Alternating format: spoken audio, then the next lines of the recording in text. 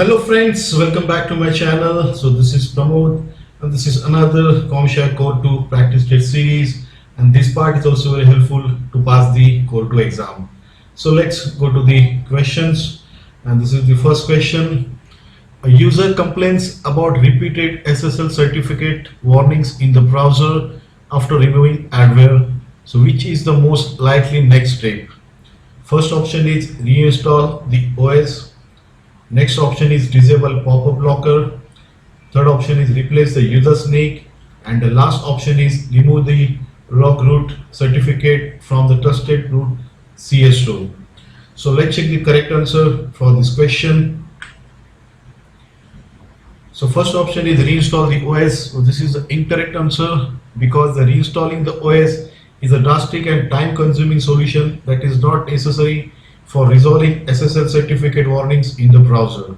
It is best to explore less invasive options before resorting to reinstalling the operating system. Second option is disable pop-up blocker. This is also incorrect answer because the disabling the pop-up blocker will not address the underlying issues of SSL certificate warnings in the browser. Pop-up blockers are designed to prevent unwanted pop-up windows, not to manage SSL certificates. Third option is replace the user's NIC. This is also incorrect answer because replacing the user's network's interface card NIC is unrelated to SSL certificate warnings in the browser. NIC issues typically manifest as network connectivity problems and do not affect SSL certificate validation. And the last option is remove the root certificate from the trusted root CS store. So this is the correct answer for this question because this is the most likely next step to address repeated SSL certificate warnings in the browser. Adware may have installed root certificate that is causing the warnings, and removing it from the trusted root CS store can resolve the issue. So let's move to the next question. And the next question is, when using macOS, which backup method enables the user to recover individual files or the entire system from an external drive? First option is Windows File History. Next option is macOS Gatekeeper. Third option is Time Machine. And last option is DD if equal to /DAV/disk0. So let's check the correct answer for this question. The first option is Windows File History. So this is the incorrect answer because the Windows File History is a backup feature available on Windows operating systems, not Mac OS. It allows users to restore previous versions of files, but it is not applicable to Mac OS systems. Next option is Mac OS Gatekeeper. This is also incorrect answer because this is a security feature in Mac OS that helps protect your Mac from malware by verifying the applications you download. It is not related to backup methods or enabling users to recover files or the system from an external drive. Third option is Time Machine. So this is the correct option and correct answer for this question because the Time Machine is the built-in backup feature in Mac OS that enables users to back up their entire system or individual files to an external drive. It allows for easy recovery of files or the entire system in case of data loss or system failure. And the last option, DD if equal to /DAV/disk0. This is the incorrect answer because this is a Unix Linux command used for disk cloning or imaging, not for creating backups in a Mac OS. It is not a backup method that enables users to recover individual files or the entire system from an external drive. So let's move to the next question. The next question is, a Windows user wants to edit the path environment variable system wide. Which interface is used? First option is msconfig a+boot. Next option is register svr32. Third option is disk cleanup. Last option is system properties A+, advanced A+, environment variables. So let's check the correct answer for this question. The first option is msconfig a+boot. So this is the incorrect answer because this is used to manage system configuration settings related to boot options, services and startup programs. It does not provide access to edit system wide environment variables like the path variable. Next option is register SVR32. This is also incorrect answer because this is a command line utility used to register and unregistered DLLs in the Windows registry. It is not used to edit system-wide environment variables like the path variable. Third option is disk cleanup. This is also incorrect answer because this is a utility used to free up disk space by deleting unnecessary files on a Windows system. It does not provide access to edit system-wide environment variables like the path variable. And the last option is system properties A plus advanced A plus environment variables. So this is the correct answer for this question because the system properties allows users to edit system-wide environment variables like the path variable. By navigating to system properties, then advanced settings and finally environment variables, users can modify the path variable to include additional directories for system-wide access to executable files. So let's move to the next question. The next question is user's laptop abruptly goes to a low disk space warnings. Checking the C drive shows a suspicious hidden folder with hundreds of .tmp files. After removing them, they reappear. What is the likely cause? And the first option is the user is logging in with a mandatory profile. Next option is malware creating temporary files. Third option is overactive Windows indexing. And the last option is the CMOS battery is dead. So let's check the correct answer for this question. The first option is the user is logging in with the mandatory profile. This is incorrect answer because the logging in with mandatory profile restricts the user from making permanent changes to the system, but it does not directly cause the creation of suspicious hidden folders with .tmp files. Next option is malware creating temporary files. So this is the correct answer for this question because malware often creates temporary files to execute malicious activities on a system. The reappearance of the .tmp files after removal indicates a potential malware infection causing the issue. That's why this is the correct answer. Third option is overactive Windows indexing. This is incorrect because while overactive Windows indexing can lead to increased disk space usage, it typically does not manifest in the form of suspicious hidden folders with hundreds of .tmp files reappearing after removal. And the last option is the CMOS battery is dead. This is also irrelevant or incorrect answer because a dead CMOS battery can cause issues with the system time and BIOS settings, but it is not directly related to the creation of suspicious hidden folders with .tmp files on the C drive. So let's move to the next question. The next question is a Linux user wants to search a text log for the keyword error, which is the simplest approach. First option is cat space dash 0. Second option is systemctl error. Third option is apt-get error. And last option is grep error slash variable slash log slash syslog. So let's check the correct answer for this question. The first option is cat-0. This is the incorrect answer because this command is incorrect for searching a text log for a keyword. The cat command is used to concatenate and display the contents of a file, and -0 flag is not a valid option for this command. Second option is systemctl space error. This is also incorrect answer because for searching a text log for a keyword, the systemctl command used to manage system MD services on Linux system, and it does not have an option to search for keywords in text log. Third option is apt-get space error. This is also incorrect answer because this is incorrect for searching a text log for a keyword. The apt-get command is used for package management on Debian based Linux distributions, and it is not relevant for searching text logs. Last option is grep space error slash var slash log slash syslog. So this is the correct answer for this question because this is correct for searching text log for the keyword error.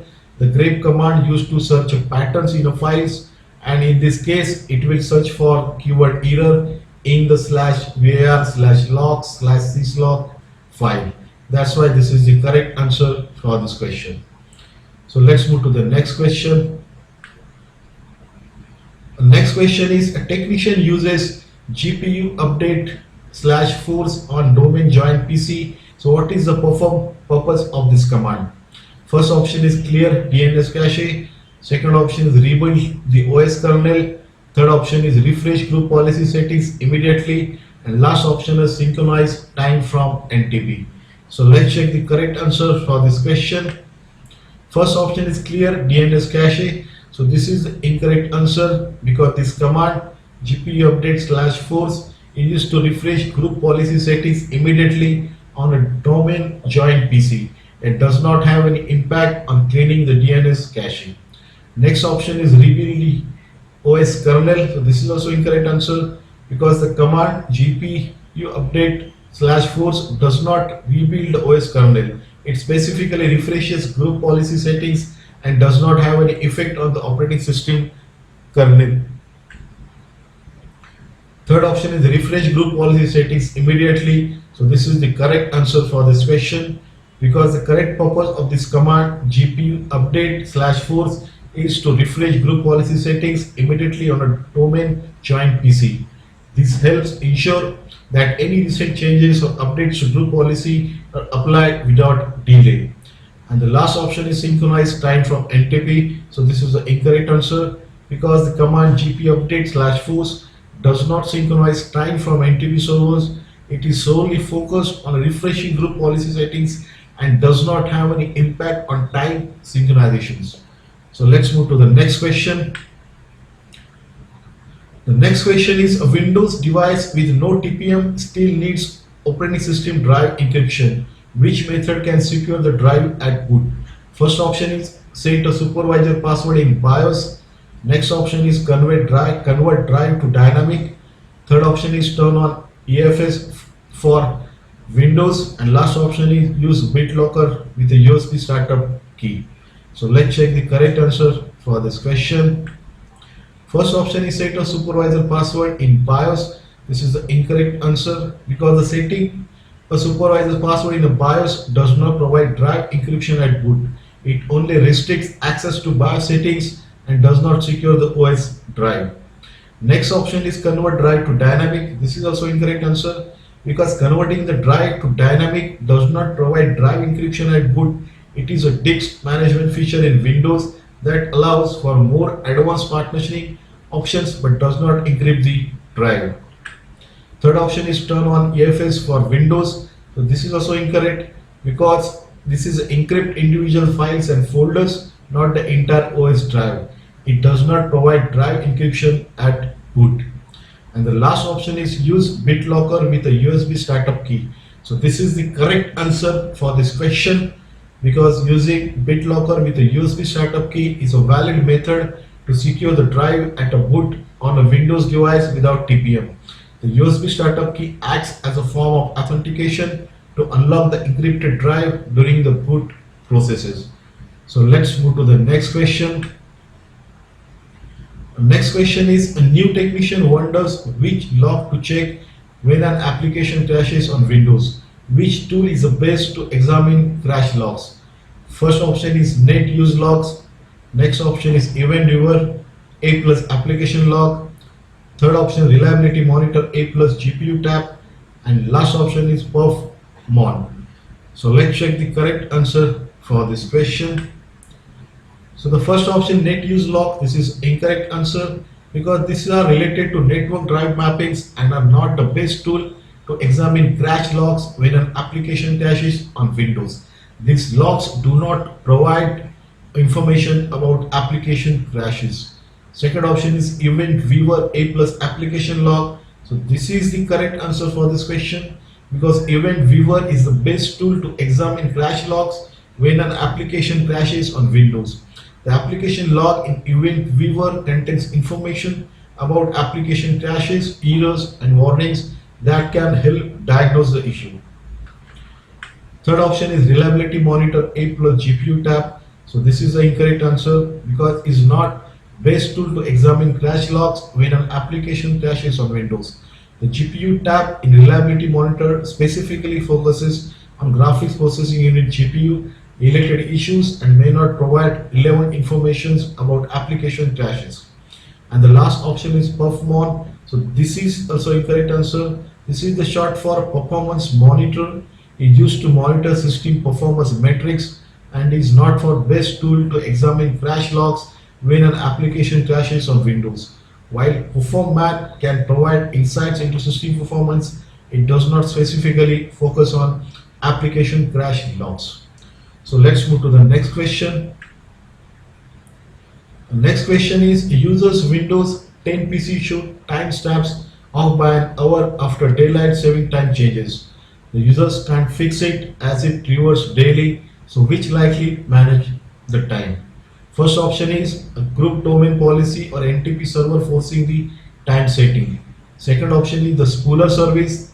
Third option is the GPU driver. And the last option is the CPU clock multiplier.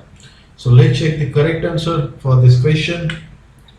The first option is a domain group policy or NTP server forcing the time setting. So this is the correct answer for this question, because a domain group policy or NTP server can force time settings on a Windows PC, overriding any user changes if the time is reverting daily.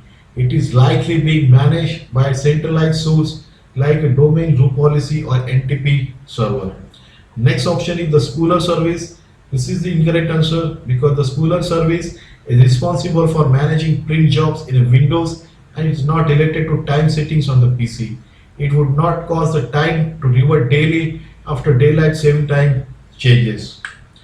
Third option is the GPU driver. This is also incorrect answer, because the GPU driver is responsible for managing the graphics processing unit in a PC and does not have any control over time settings. It would not be the likely cause of the time reverting daily.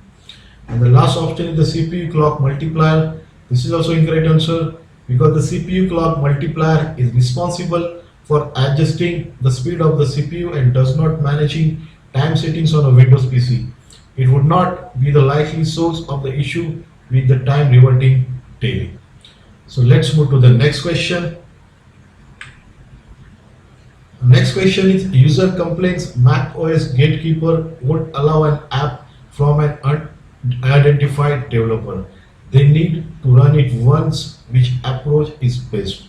First option is force an SMC reset. Second option is turn off time machine. Third option is control click the app A plus open A plus confirm to bypass gatekeeper once. And the last option is login as a root.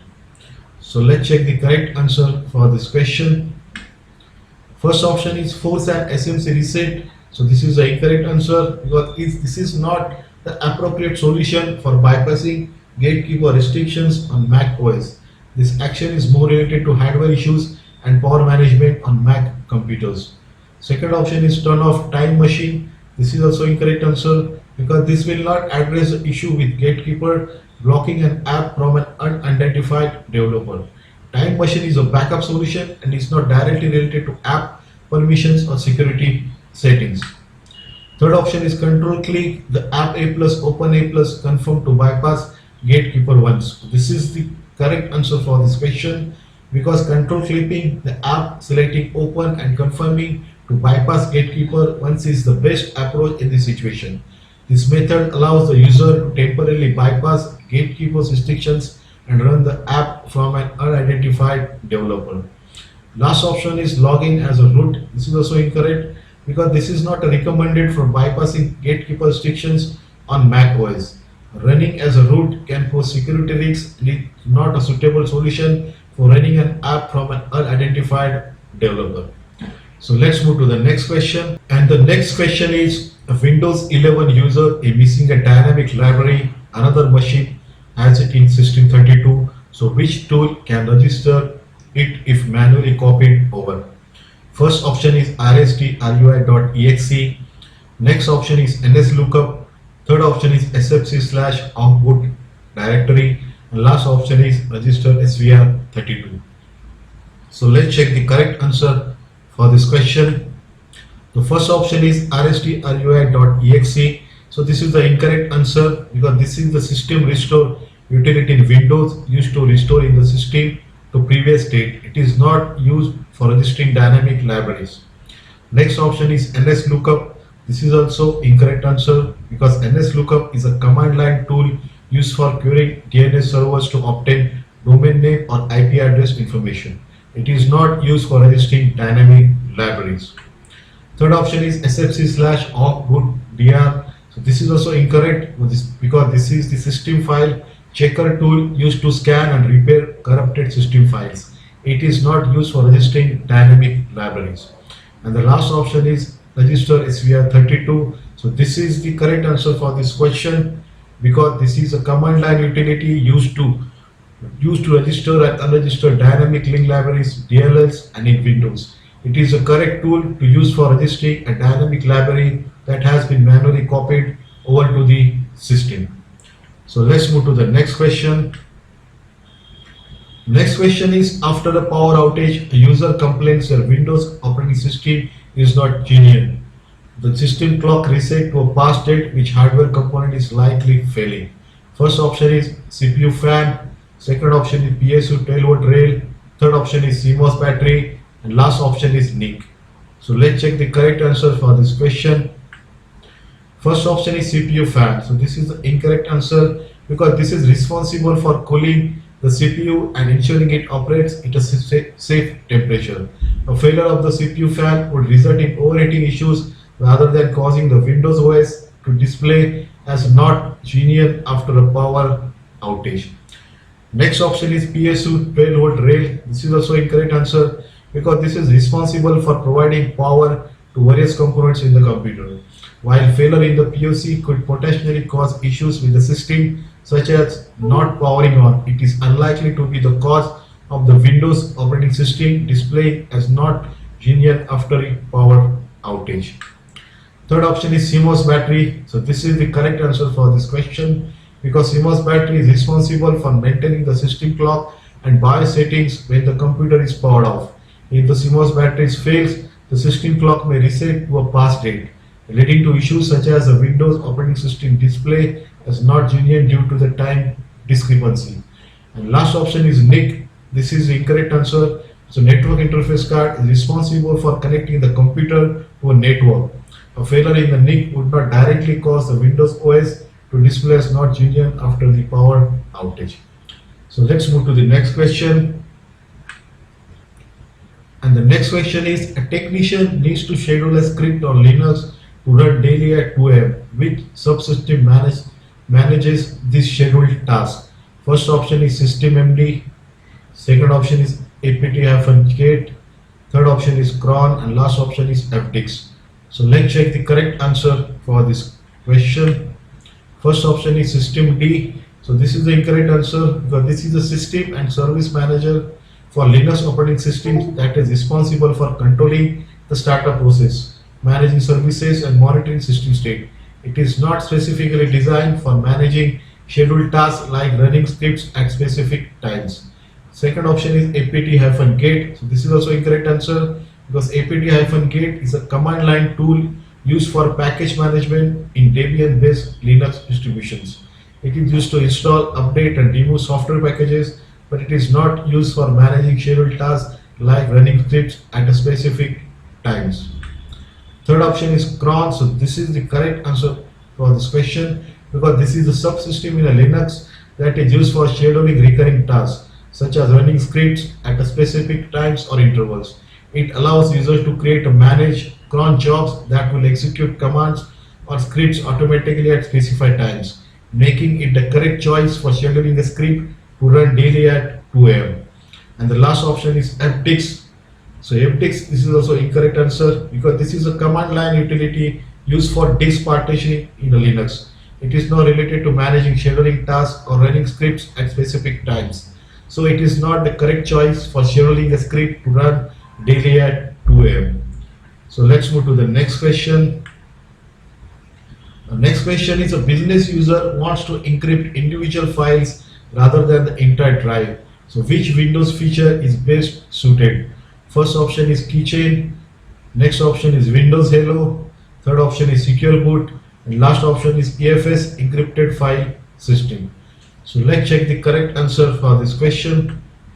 The first option is keychain. So this is the incorrect answer So this is a feature in macOS, not Windows. It is used to store passwords, certificates and encryption keys securely on Apple devices. Next option is Windows Hello. So this is also incorrect answer because this is a biometric authentication feature in Windows that allows users to log in using facial recognition, fingerprint or PIN. It is not directly related to encrypting individual files. Third option is secure boot. So this is incorrect answer because secure boot is a security feature in Windows that ensures the operating system is secure during the boot process by checking the digital signature of each piece of boot software. It is not designed for encrypting individual files. And the last option is EFS encrypted file system. So this is the correct answer for this question because EFS is the correct choice as it allows users to encrypt individual files and folders on a Windows system.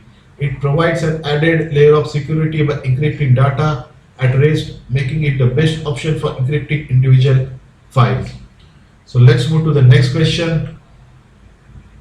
The next question is, a user can browse sites by IP but not by domain name. Which command tests DNS resolution on Windows? First option is net share drive. Second option is net use h. Third option is xcopy/yes. And last option is nslookup or ping a domain name. So let's check the correct answer for this question.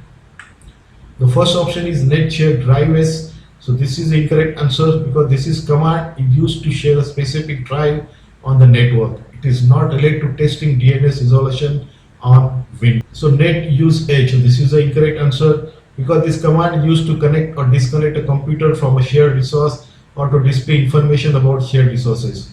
It is not related to testing DNS resolution on Windows. Third option is xcopy/s. So this is also incorrect answer because this command used to copy files and directories, including subdirectories. It is not related to testing DNS resolution on Windows.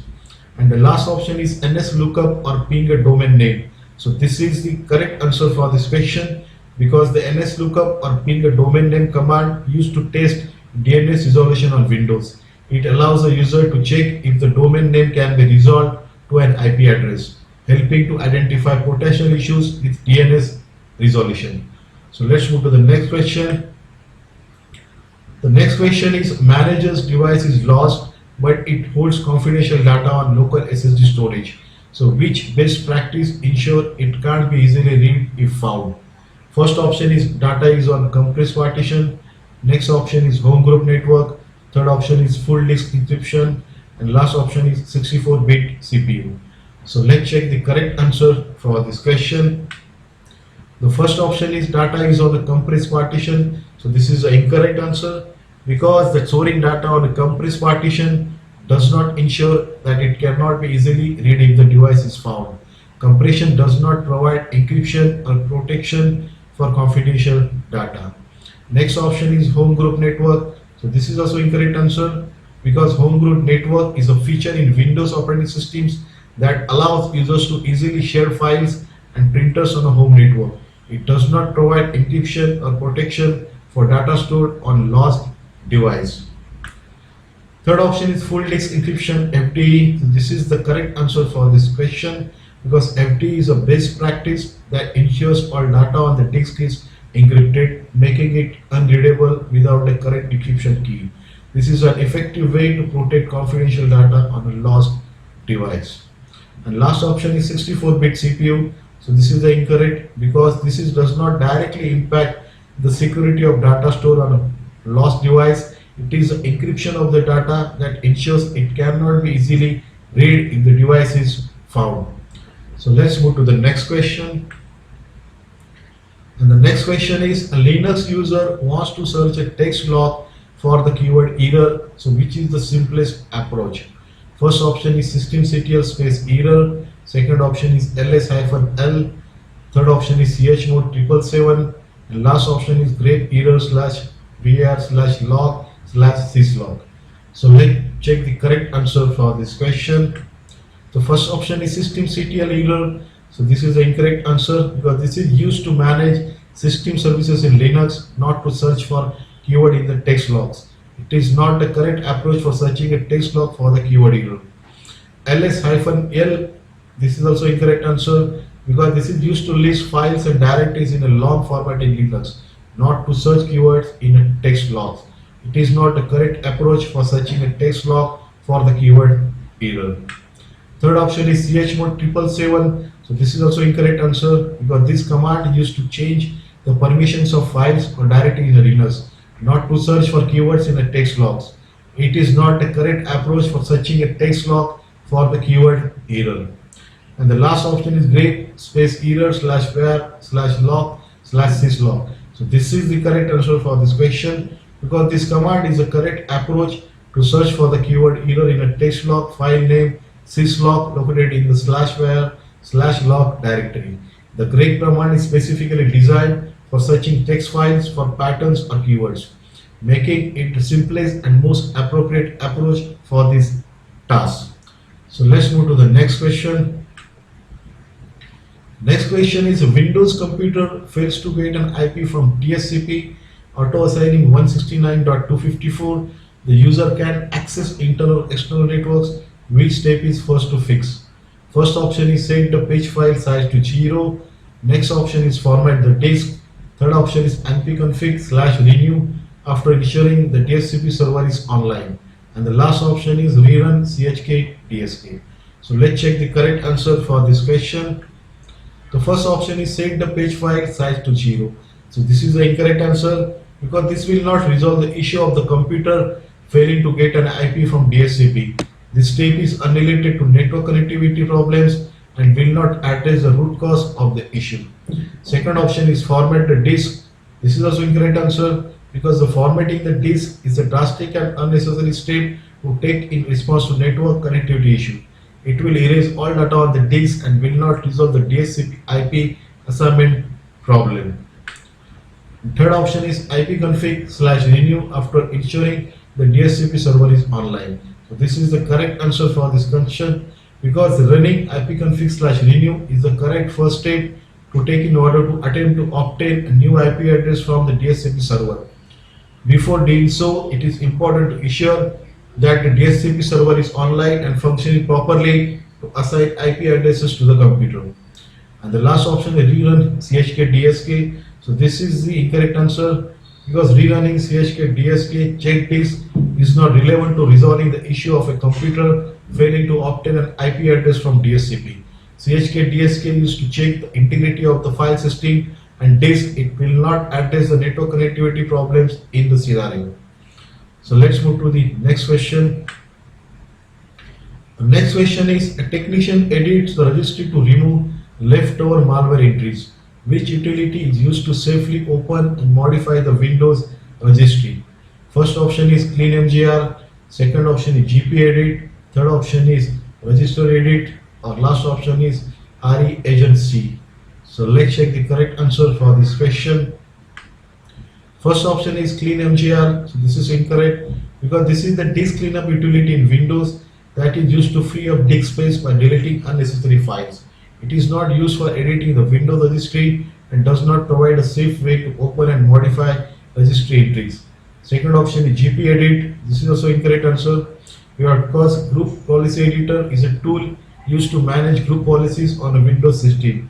It is not used for editing the Windows registry and does not provide a safe way to open the modify registry entries. Third option is register edit. So this is the correct answer for this question because this is the registry editor utility in Windows that is specifically designed for opening and modifying the Windows registry. It provides a safe way to edit registry entries and is the correct utility used when removing leftover malware entries. And the last option is reagentc. So this is incorrect because this is a command line tool used to configure the Windows recovery environment. It is not used for editing the Windows registry and does not provide a safe way to open and modify registry entries. So let's move to the last question. And the question is, a user needs to create a Windows 11 installation on a blank USB flash drive. Which tool helps create bootable installation media? First option is ping 127.0.0.1. Second option is mstsc. Third option is slmgr/ipk. And last option is media creation tool from Microsoft. So let's check the correct answer for this question. First option is pin 127.0.0.1. So this is the incorrect answer because this is a command used to test the connectivity between the local machine and itself. It is not related to creating bootable installation media or Windows 11 on a USB flash drive. Second option is MSTSC. So this is also incorrect because this is a command used to launch the remote desktop connection tool in Windows. It is not used for creating bootable installation media for Windows 11 on a USB flash drive. Third option is slmgr/ipk. This is also incorrect command because this is command used to install a product key Windows. It is not used for creating bootable installation media for Windows 11 on a USB flash drive. And the last option is media creation tool from Microsoft. So this is the correct answer for this question because the media creation tool from Microsoft is specifically designed to help users create bootable installation media for Windows operating systems, including Windows 11. It allows users to download the necessary files and create a bootable USB flash drive for installation purpose. So I hope you are enjoying this video and this module has been completed. So study hard, good luck, and thanks for watching. If you like this video, please don't forget to subscribe the channel to see more video like this. I will upload next part shortly. Thanks for watching. Thank you.